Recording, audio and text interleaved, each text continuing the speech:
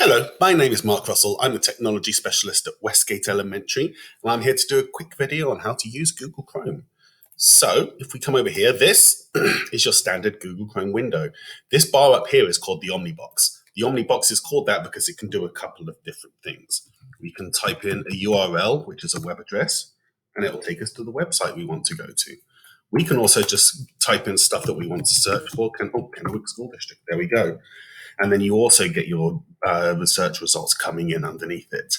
Now you'll notice up here I have this little picture that I've set as my personal avatar for my school account. That means that I have signed into Google Chrome this way.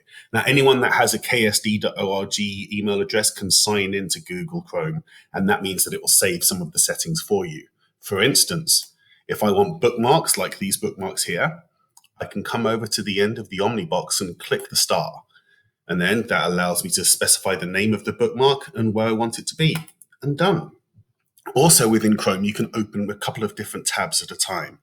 So if I click this plus here, then you can see I can open a new tab, and I'm going to open PBS Kids on that tab. If I come over to these three dots are what give me basically the menu in here. I can do another new tab if I want to. I can do a whole new window.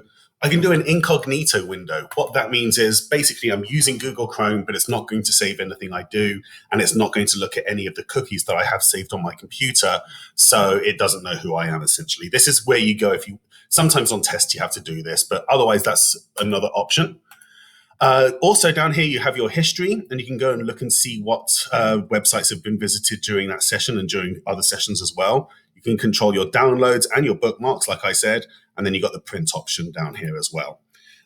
Finally, with Google Chrome, if you use a website that needs passwords, then if you're signed in, Google will actually offer to save the passwords for you as well. So if you want to see what those passwords are, you can come down to settings, and they're right there. And it will show you all the passwords that are saved in there. Thank you very much for watching. Take care.